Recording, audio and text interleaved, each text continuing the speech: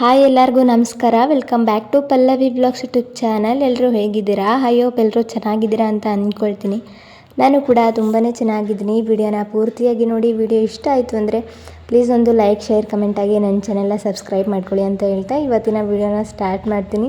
Normal ಆಗಿ ನಾನು ಬೆಳಗ್ಗೆ 5 ಗಂಟೆಗೆ ಅಥವಾ 5:15 ಎದ್ದು ಬಿಡ್ತೀನಿ. ಒಂದಿನೂ ಕೂಡ ಮಿಸ್ ಮಾಡಲ್ಲ. ಸಂಡೇ ಅಷ್ಟೇ ನಾನು ಒಂದು 7 ಗಂಟೆ ಅಥವಾ 7:30 ತನಕ ಮಲ್ಕೊತೀನಿ. ಮಿಕ್ಕಿದ 6 ದಿನವೂ ಕೂಡ 5:30 ಅಥವಾ 5 ಗಂಟೆಗೆ ಎದ್ದು ಎಲ್ಲ ಕೆಲಸನೂ ಕೂಡ ಮುಗಿಸ್ಕೊಳ್ಳೋದಕ್ಕೆ ಟ್ರೈ ಮಾಡ್ತೀನಿ. ಬ್ರೇಕ್ಫಾಸ್ಟ್ ಒಂದನ್ನೇ ನಾನು ಎಲ್ಲ ಕೆಲಸ ಮುಗಿಸ್ಕೊಂಡು ಲಾಸ್ಟಲ್ಲಿ ಮಾಡ್ತೀನಿ. ನನ್ನ ಹಸ್ಬೆಂಡ್ 9 ಗಂಟೆಗೆ ಡ್ಯೂಟಿಗೆ ಹೋಗೋದ್ರಿಂದ ನನಗೆ 9 ಗಂಟೆ ತನಕ ಟೈಮ್ ಇರುತ್ತೆ. 8-8:15 ಬ್ರೇಕ್ಫಾಸ್ಟ್ನ ರೆಡಿ ಮಾಡಿಬಿಡ್ಬೋದು ಅಂತ ಎಲ್ಲ ಕೆಲಸನೂ ಕೂಡ ಮುಗಿಸ್ಕೊಂಡೆ. ಹಾಗೆಯೇ ಇವತ್ತೂ ಕೂಡ ಬೆಳಗ್ಗೆ 5:30 ಎದ್ದೆ. ಕ್ಲೀನಿಂಗ್ ಕೆಲಸ ಎಲ್ಲನೂ ಕೂಡ ಇರುತ್ತಲ್ವ, ಅದೇ ಕ್ಲೀನಿಂಗ್ ಕೆಲಸ ಎಲ್ಲನೂ ಕೂಡ ಮುಗಿಸ್ಕೊಂಡು ಬಾಗಿಲನ್ನ ತೊಳೆದು ರಂಗೋಲಿ ಎಲ್ಲನೂ ಕೂಡ ಹಾಕಿ ನಾನು ಕೂಡ ಫ್ರೆಶ್ನಪ್ ಎಲ್ಲನೂ ಕೂಡ ಆಗಿ ಪೂಜೆನ ಮುಗಿಸ್ಕೊಂಡು ಇವತ್ತು ವ್ಲಾಗ್ನ ಸ್ಟಾರ್ಟ್ ಮಾಡಿದೆ. ಟೀ ಕುಡಿಬೇಕು ಅಂತ ಅನ್ನಿಸ್ತಾಯಿತ್ತು. ತಲೆ ತುಂಬಾ ನೋಯ್ತಾ ಇತ್ತು. ಅದಕ್ಕೆ ಇವಾಗ ಟೀ ಮಾಡಲಿಕ್ಕೆ ಇಟ್ಟು ಸೈಡಲ್ಲಿ ಬ್ರೇಕ್ಫಾಸ್ಟಿಗೆ ಪೂರಿ ಮತ್ತು ಆಲೂಗಡ್ಡೆ ಪಲ್ಯ ಮಾಡ್ಕೊಳ್ಳೋಣ ಅಂದ್ಕೊಂಡು ರಾತ್ರಿನೇ ಯೋಚನೆ ಮಾಡಿದ್ದೆ. ಅದಕ್ಕೇ ಆಲೂಗಡ್ಡೆನ ಕುಕ್ಕರ್ಗೆ ಹಾಕಿ ಕುದಲಿಕ್ಕೆ ಇಟ್ಟು, ಇನ್ನು ಟೀ ಕೂಡ ಅಷ್ಟೊತ್ತಿಗೆ ಚೆನ್ನಾಗಿ ಕುದ್ದಿತ್ತು. ಟೀ ಒಂದು ಸ್ವಲ್ಪ ಹೊತ್ತು ಕುದ್ರೇ ಚೆನ್ನಾಗಿರುತ್ತೆ, ಇಲ್ಲಾಂದರೆ ಹಂಗೇ ಹಾಲಿದ್ದರೆ ನನ್ನ ಹಸ್ಬೆಂಡ್ಗೆ ಇಷ್ಟ ಆಗೋಲ್ಲ. ಚೆನ್ನಾಗಿ ಕುದಿಸ್ಬೇಕು. ಅದಕ್ಕೇ ಸ್ವಲ್ಪ ಜಾಸ್ತಿ ಹೊತ್ತೇ ಕುದಿಸಿ ಇನ್ನು ಸೋಸ್ಕೊಂಡು ನಾನು ಮತ್ತು ನನ್ನ ಹಸ್ಬೆಂಡ್ ಆರಾಮಾಗಿ ಟಿ ವಿ ಅಥವಾ ಮೊಬೈಲ್ ನೋಡ್ತಾ ಮಾತಾಡ್ತಾ ಒಂದು 10-15 ನಿಮಿಷ ಕುತ್ಕೊಂಡು ಟೀನ ಕುಡಿದ್ವಿ. ಅಷ್ಟೊತ್ತಿಗೆ ಕುಕ್ಕರ್ ಕೂಡ ಕೂಗಿ ಕೂಲಾಗಿತ್ತು ಆಲೂಗಡ್ಡೆದು. ಇವಾಗ ಇದು ಕುದ್ದಿದ್ವೋ ಇಲ್ವೋ ಅಂತ ಒಂದು ಸಲ ಚೆಕ್ ಮಾಡಿಕೊಂಡು ಇನ್ನು ಆಲೂಗಡ್ಡೆ ಬಟಾಣಿ ಪಲ್ಯ ಮಾಡಿ ಪೂರಿ ಮಾಡ್ಕೊಳ್ಳೋಣ ಅಂದ್ಕೊಂಡಿದ್ದೀನಿ ಇವತ್ತಿನ ಬ್ರೇಕ್ಫಾಸ್ಟಿಗೆ. ಅದಕ್ಕೆ ಟೊಮೆಟೊ, ಕೊತ್ತಂಬರಿ ಸೊಪ್ಪು, ಕರಿಬೇವು, ಶುಂಠಿ ಬೆಳ್ಳುಳ್ಳಿ ಪೇಸ್ಟ್ ಎಲ್ಲನೂ ಕೂಡ ಬೇಕು ಅಂತ ಎಲ್ಲನೂ ಕೂಡ ಫ್ರಿಜ್ಜಿಂದ ಎತ್ಕೊಂಡು ಚಿಕ್ಕದಾಗಿ ಕಟ್ ಮಾಡ್ಕೊತಿದ್ದೀನಿ. ಇವಾಗ ಹಸಿ ಬಟಾಣಿದು ಸೀಸನ್ ಇದೆ ಅಲ್ವಾ, ಅದಕ್ಕೇ ಹಸಿ ಬಟಾಣಿನ ಹಾಕಿ ಆಲೂಗಡ್ಡೆ ಪಲ್ಯ ಮಾಡ್ಕೊಳ್ಳೋಣ ಅಂದ್ಕೊಂಡಿದ್ದೀನಿ. ಇನ್ನು ಹಸಿ ಬಟಾಣಿನೂ ಕೂಡ ಫ್ರಿಜ್ಜಿಂದ ಎತ್ಕೊಂಡು ಅದನ್ನು ಸ್ವಲ್ಪ ನೀರನ್ನು ಹಾಕಿ ಸ್ವಲ್ಪ ರೂಮ್ ಟೆಂಪ್ರೇಚರ್ಗೆ ಬರಲಿ ಅಂತ ಸೈಡಲ್ಲಿ ಎತ್ತಿಟ್ಕೊಂಡು ಈರುಳ್ಳಿನ ಚಿಕ್ಕದಾಗಿ ಕಟ್ ಮಾಡ್ಕೊತಿದ್ದೀನಿ. ಚಾಪರ್ ಇದ್ದರೆ ಚಾಪರಲ್ಲೂ ಕೂಡ ಕಟ್ ಮಾಡ್ಕೋಬೋದು, ಇಲ್ಲ ಅಥವಾ ಕೈಯಲ್ಲೇ ಕಟ್ ಮಾಡಿಕೊಂಡ್ರು ಕೂಡ ಒಳ್ಳೆಯದು. ನಾನು ಕೈಯಲ್ಲೇ ಮಾಡ್ಕೊತೀನಿ. ಯಾವಾಗಲೂ ರೇರ್ ಒಂದ್ಸಲ ಕ್ಯಾಬೇಜ್ನ ಕಟ್ ಮಾಡಲಿಕ್ಕೆ ಮಾತ್ರ ನಾನು ಚಾಪರ್ನ ಬಳಸ್ತೀನಿ. ಮಿಕ್ಕಿದ್ದೆಲ್ಲನೂ ಕೂಡ ನಾರ್ಮಲಾಗಿ ಚಾಕು ಅಥವಾ ಏಳ್ಗೆಯಿಂದ ಕಟ್ ಮಾಡಿಬಿಡ್ತೀನಿ. ಚಾಪರ್ ಬಳಸೋದು ನನಗೆ ಅಷ್ಟೊಂದು ಇಷ್ಟ ಆಗೋಲ್ಲ. ಅದೆಲ್ಲನೂ ಕೂಡ ತೊಳೆಯೋದು ಎಲ್ಲನೂ ಕೂಡ ಇನ್ನು ಇದರಲ್ಲಿ ಕಟ್ ಮಾಡೋದು ಒಂದೇ, ಅದರಲ್ಲಿ ಕಟ್ ಮಾಡೋದು ಒಂದೇ ಅನ್ನಿಸ್ಬಿಡುತ್ತೆ. ಅದನ್ನು ಕ್ಯಾಬೇಜ್ನ ಕಟ್ ಮಾಡೋಕ್ಕೆ ಸ್ವಲ್ಪ ಕಷ್ಟ ಆಗುತ್ತೆ ನನಗೆ, ಅದಕ್ಕೇ ಚಾಪರ್ನ ಬಳಸ್ತೀನಿ. ಇನ್ನು ಆಲೂಗಡ್ಡೆ ಕುದ್ದಿದೆ ಅಂತ ನಾನು ಹೋಗಿ ಸಿಪ್ಪೆ ಸುಲಿಯೋಕೆ ನೋಡಿದ್ರೆ ಅದು ಕುದ್ದೇ ಇಲ್ಲ. 3 ವಿಸಲ್ ಕುಕ್ಕರ್ ಕೂಗಿದ್ರು ಕೂಡ ಆಲೂಗಡ್ಡೆ ಸ್ವಲ್ಪ ಕೂಡ ಬೆಂದಿರಲಿಲ್ಲ. ಇನ್ನು ಸಿಪ್ಪೆ ಸುಲಿಯೋದಕ್ಕೇ ಬರ್ತಿರಲಿಲ್ಲ. ಅದಕ್ಕೇ ಇನ್ನೊಂದು ಸ್ವಲ್ಪ ನೀರನ್ನು ಹಾಕಿ ಲಿಡ್ಡನ್ನು ಕ್ಲೋಸ್ ಮಾಡಿ ಮತ್ತೆ ವಿಸಿಲ್ ಹೊಡ್ಸೋಕ್ಕೆ ಇಟ್ಟೆ. ಒಂದೊಂದು ಸಲ ಈಗ ಆಗಿಬಿಡುತ್ತೆ. ನಾನು ಕುದ್ದಿದೆ ಅಂತ ಹೋಗಿ ತಗೊಂಡ್ರೆ ನಾನು ಚಾಕುವಿಂದ ನೋಡಿದಾಗೂ ಕೂಡ ಅದು ಬೆಂದಿದೆ ಅನ್ನಿಸ್ತು. ಸಿಪ್ಪೆ ಸುಲಿಲಿಕ್ಕೆ ನೋಡಿದ್ರೆ ಬರ್ತಾನೆ ಇರಲಿಲ್ಲ. ಮತ್ತೆ ವಿಸಿಲ್ ಹೊಡ್ಸೋಕ್ಕೆ ಇಟ್ಟೆ. ಇನ್ನು ಪೂರಿ ಹಿಟ್ಟನ್ನು ಕೂಡ ಕಲಿಸ್ಕೊತಿದ್ದೀನಿ. 1 ಕಪ್ಪಷ್ಟು ಗೋಧಿ ಹಿಟ್ಟನ್ನ ಜರಡಿ ಹಿಡಿದು ಒಂದು 2 ಟೇಬಲ್ ಸ್ಪೂನಷ್ಟು ಸಣ್ಣ ರವೆ, ಸ್ವಲ್ಪ ಉಪ್ಪು ಮತ್ತು ನೀರನ್ನು ಹಾಕಿ ಸಾಫ್ಟಾಗಿ ಹಿಟ್ಟನ್ನು ಕಲಿಸ್ಕೋಬೇಕು.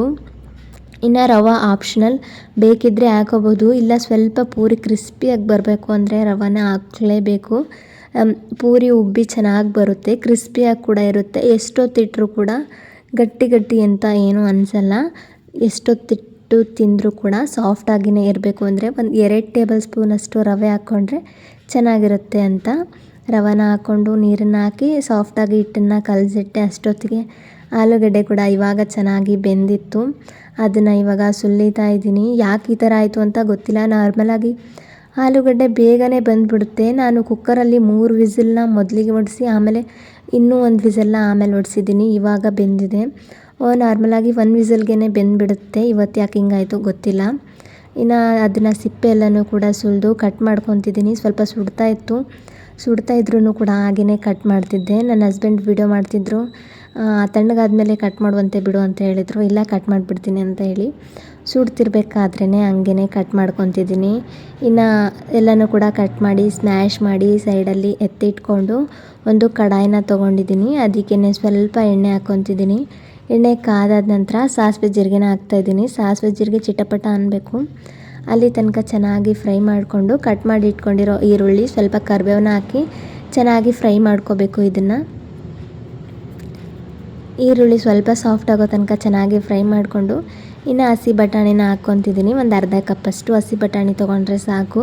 ಹಸಿ ಬಟಾಣಿ ಈ ಹಂತದಲ್ಲೇ ಹಾಕೋಬೇಕು, ಯಾಕಂದರೆ ಅದು ಕೂಡ ಚೆನ್ನಾಗಿ ಕುದುತ್ತೆ ಮತ್ತು ಸಾಫ್ಟ್ ಆಗುತ್ತೆ. ಅದಕ್ಕೇ ಇನ್ನು ಸ್ವಲ್ಪ ಶುಂಠಿ ಬೆಳ್ಳುಳ್ಳಿ ಪೇಸ್ಟ್ನ ಹಾಕಿ ಹಸಿ ವಾಸನೆ ಹೋಗೋ ತನಕ ಚೆನ್ನಾಗಿ ಫ್ರೈ ಮಾಡ್ಕೋಬೇಕು. ಇದನ್ನು ಚೆನ್ನಾಗಿ ಫ್ರೈ ಆಗಿದೆ. ಈರುಳ್ಳಿ ಬಟಾಣಿ ಎಲ್ಲ ಫ್ರೈ ಆದಮೇಲೆ ಒಂದು ಅರ್ಧ ಟೊಮೆಟೊನ ಕಟ್ ಮಾಡಿ ಹಾಕ್ತಾಯಿದ್ದೀನಿ.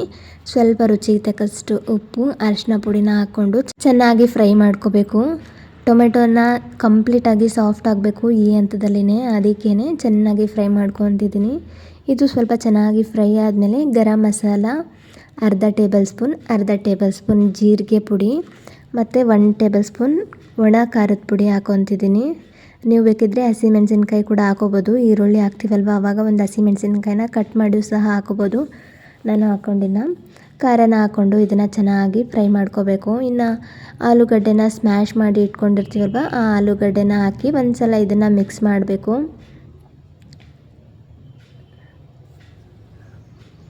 ಒಂದು ಸಲ ಇದನ್ನು ಚೆನ್ನಾಗಿ ಸ್ಮ್ಯಾಶ್ ಮಾಡ್ಕೋಬೇಕು. ಮತ್ತು ಚಮಚದಿಂದನೇ ಮಿಕ್ಸ್ ಮಾಡ್ತಾನೆ ಸ್ಮ್ಯಾಶ್ ಮಾಡಿಕೊಂಡ್ರೆ ಆಯಿತು. ಇನ್ನು ಒಂದು ಅರ್ಧ ಕಪ್ಪಷ್ಟು ನೀರನ್ನು ಹಾಕ್ತಾಯಿದ್ದೀನಿ. ನೀರನ್ನು ಹಾಕಿ ಕೊತ್ತಂಬರಿ ಸೊಪ್ಪನ್ನು ಕಟ್ ಮಾಡಿದ್ದೆ ಅಲ್ವಾ ಅದನ್ನು ಕೂಡ ಹಾಕ್ಕೊಂಡು ಇನ್ನೊಂದು ಸಲ ಚೆನ್ನಾಗಿ ಇದನ್ನು ಮಿಕ್ಸ್ ಮಾಡಿಕೊಂಡು ಇದು ಕುದಿ ಬಂದಮೇಲೆ ಒಂದು ಲಿಡ್ಡನ್ನು ಕ್ಲೋಸ್ ಮಾಡಿ 5-6 ನಿಮಿಷ ಕುದಿಸ್ಕೊಂಡ್ರೆ ಸಾಕು. ಆಲೂಗಡ್ಡೆ ಬಟಾಣಿ ಪಲ್ಯ ರೆಡಿ ಆಯಿತು. ತುಂಬಾ ಚೆನ್ನಾಗಿರುತ್ತೆ ರೊಟ್ಟಿ, ಚಪಾತಿ, ಪೂರಿಗೆ ಮತ್ತು ರೈಸ್ ಐಟಮ್ಗೂ ಕೂಡ. ನೀವು ಕೂಡ ಒಂದು ಸಲ ಟ್ರೈ ಮಾಡಿ. ನೋಡ್ತಾ ಇರ್ಬೋದು ಯಾವ ರೀತಿ ರೆಡಿಯಾಗಿದೆ ಅಂತ. ಪೂರಿ ಜೊತೆ ಅಂತೂ ತುಂಬಾ ಚೆನ್ನಾಗಿತ್ತು. ನೋಡಿ ಆಲೂಗಡ್ಡೆ ಮತ್ತು ಬಟಾಣಿ ಎಲ್ಲನೂ ಕೂಡ ಚೆನ್ನಾಗಿ ಸಾಫ್ಟಾಗಿ ಬೆಂದಿದೆ. ಇನ್ನು ಪೂರಿ ಮಾಡ್ಕೊಳ್ಳೋದಕ್ಕೂ ಕೂಡ ಕಡಾಯಿನ ಇಟ್ಕೊಂಡು ಅದಕ್ಕೇ ಸ್ವಲ್ಪ ಎಣ್ಣೆ ಹಾಕ್ತಿದ್ದೀನಿ. ನಿನ್ನೆ ರಾತ್ರಿ ಸ್ವಲ್ಪ ಸಂಡಿಗೆನ ಕರ್ಕೊಂಡಿದ್ದೆ, ಅದರಲ್ಲಿ ಸ್ವಲ್ಪ ಎಣ್ಣೆ ಇತ್ತು. ಅದಕ್ಕೇ ಇನ್ನೂ ಸ್ವಲ್ಪ ಎಣ್ಣೆನ ಹಾಕಿ ಕಾಯಲಿಕ್ಕೆ ಇಟ್ಕೊಂಡೆ. ಅದು ಕಾಯಲಿ ಅಂತ ಈ ಕಡೆಗೆ ಪೂರಿ ಹಿಟ್ಟು ಕೂಡ ಸಾಫ್ಟಾಗಿ ರೆಡಿ ಆಯಿತು. ಇದರದ್ದು ಉಳ್ಳಿ ಮಾಡಿ ಇಟ್ಕೊಂಡು ಒಂದೇ ಸಲ ಪೂರಿ ಲಟ್ಟಿಸ್ಕೊಂಡ್ರೆ ಆಯಿತು ಅಂತ ಎಲ್ಲನೂ ಕೂಡ ಉಳ್ಳಿ ಮಾಡಿಕೊಂಡೆ. ಇನ್ನು ನಾವು ಪೂರಿನ ಎಣ್ಣೆಯಲ್ಲಿ ಕರಿಬೇಕಾದ್ರೆ ಆಯಿಲಲ್ಲಿ ಲಾಸ್ಟಲ್ಲಿ ಸ್ವಲ್ಪ ಹಿಟ್ಟೋಗಿ ಕುತ್ಕೊಂಡ್ಬಿಡುತ್ತೆ. ಆ ಥರ ಕುತ್ಕೋಬಾರ್ದು ಅಂದರೆ ಪೂರಿನ ಲಟ್ಟಿಸ್ಬೇಕಾದ್ರೆ ಸ್ವಲ್ಪ ಹಿಟ್ಟು ಹಚ್ಕೊಂಡು ಲಟ್ಟಿಸೋದಕ್ಕಿಂತ ಈ ಥರ ಎಣ್ಣೆಯಲ್ಲಿ ಡಿಪ್ ಮಾಡಿ ಈ ಥರ ಲಟ್ಟಿಸ್ಕೊಂಡು ಎಣ್ಣೆಯಲ್ಲಿ ಕರಿಯೋದ್ರಿಂದ ಪೂರಿಯಲ್ಲಿ ಹಿಟ್ಟೇನು ಹೋಗಿ ಕುಂದ್ರಲ್ಲ, ಎಣ್ಣೆ ಕೂಡ ಚೆನ್ನಾಗಿ ತಿಳಿಯಾಗಿಯೇ ಇರುತ್ತೆ. ಈ ಒಂದು ಟಿಪ್ ಹೇಳಬೇಕಾಗಿತ್ತು, ಅದಕ್ಕೇ ಒಂದು ಟಿಪ್ಸ್ನ ಹೇಳಿದೆ. ನೀವು ಕೂಡ ಒಂದು ಸಲ ಟ್ರೈ ಮಾಡಿ. ಎಣ್ಣೆ ಹಚ್ಕೊಂಡು ಲಟ್ಟಿಸ್ಕೊಂಡ್ರೆ ಚೆನ್ನಾಗಿ ಉಬ್ಬಿ ಕೂಡ ಬರುತ್ತೆ ಮತ್ತು ಎಣ್ಣೆ ಕೂಡ ಜಾಸ್ತಿ ಹಿಡಿಯಲ್ಲ ಮತ್ತು ಎಣ್ಣೆ ಕೂಡ ಕ್ಲಿಯರಾಗಿ ಇರುತ್ತೆ. ನಾನು ಇದೇ ರೀತಿಯೇ ಪೂರಿ ಮಾಡ್ಕೊಳ್ಳೋದು ಯಾವಾಗಲೂ ಕೂಡ.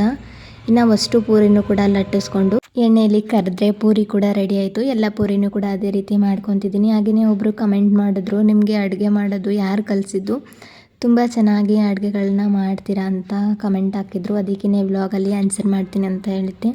ಇನ್ನು ನನಗೆ ಅಡುಗೆ ಮಾಡೋದನ್ನು ಕಲಿಸ್ಕೊಟ್ಟಿದ್ದು ನಮ್ಮಮ್ಮ. ಎಲ್ರಿಗೂ ಕೂಡ ಹಂಗೇನಲ್ವಾ, ತಾಯಿಯೇ ಮೊದಲ ಗುರು ಅಂತ ಹೇಳ್ತಾರೆ. ಎಲ್ರಿಗೂ ಕೂಡ ಅಡುಗೆ ಮಾಡೋದನ್ನು ಅಮ್ಮನೇ ಕಲಿಸಿರ್ತಾರೆ ಅಲ್ವಾ.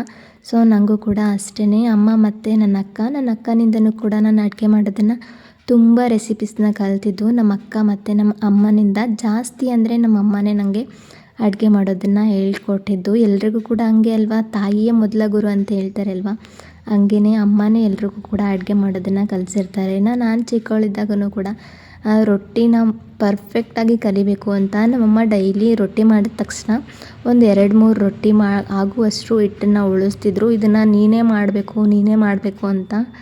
ಸೊ ಹಂಗಾಗಿ ನಮ್ಮಮ್ಮ ಬೈದು ಅವತ್ತು ರೊಟ್ಟಿ ಮಾಡಿಸಿರೋದ್ರಿಂದ ಇವತ್ತು ನಾನು ಪರ್ಫೆಕ್ಟಾಗಿ ರೊಟ್ಟಿ ಮತ್ತು ಎಲ್ಲ ಅಡುಗೆಗಳನ್ನು ಕೂಡ ಪರ್ಫೆಕ್ಟಾಗಿ ಮಾಡ್ತೀನಿ. ಸೊ ನನಗೆ ಪ್ರೌಡ್ ಇದೆ ಅಡುಗೆ ಮಾಡೋದ್ರಿಂದ. ತುಂಬ ಚೆನ್ನಾಗಿ ಅಡುಗೆ ಮಾಡ್ತೀನಿ ಅಂತ ಎಲ್ಲರೂ ಕೂಡ ಹೇಳ್ತಾರೆ. ಹಾಗೆಯೇ ನೀವು ಕೂಡ ಕಮೆಂಟ್ ಮಾಡಿದ್ರಿ ಅಲ್ವಾ, ಥ್ಯಾಂಕ್ ಯು ಸೋ ಮಚ್. ನಿಮಗೂ ಕೂಡ ಅಡುಗೆ ಚೆನ್ನಾಗಿ ಮಾಡ್ತೀರಾ ಅಂತ ಹೇಳಿದ್ದಕ್ಕೆ. ಇನ್ನು ಬ್ರೇಕ್ಫಾಸ್ಟ್ ಎಲ್ಲನೂ ಕೂಡ ಮುಗಿಸ್ಕೊಂಡು ಸ್ವಲ್ಪ ದಿವಾನ್ ಸೋಫಾದು ಕವರ್ ನೆನೆಲಿಕ್ಕಿಡಬೇಕಾಗಿತ್ತು ಅಂತ ಅದನ್ನು ಕೂಡ ನೆನೆಲಿಕ್ಕಿಟ್ಟು, ಇನ್ನು ಮಜ್ಜಿಗೆ ಮೆಣಸಿನ್ಕಾಯಿ ಇತ್ತು ಅಂತ ಸ್ವಲ್ಪ ಬಿಸಿಲಿಗೆ ಒಣ ಹಾಕಿದೆ. ಹಾಗೆಯೇ ಈ ವ್ಲಾಗ್ನ ನಾನು ಇಲ್ಲಿಗೆ ಎಂಡ್ ಮಾಡ್ತಿದ್ದೀನಿ. ಕೊನೆ ತನಕ ಯಾರೆಲ್ಲ ವೀಡಿಯೋ ನೋಡಿದ್ರಾ, ಥ್ಯಾಂಕ್ ಯು ಸೋ ಮಚ್.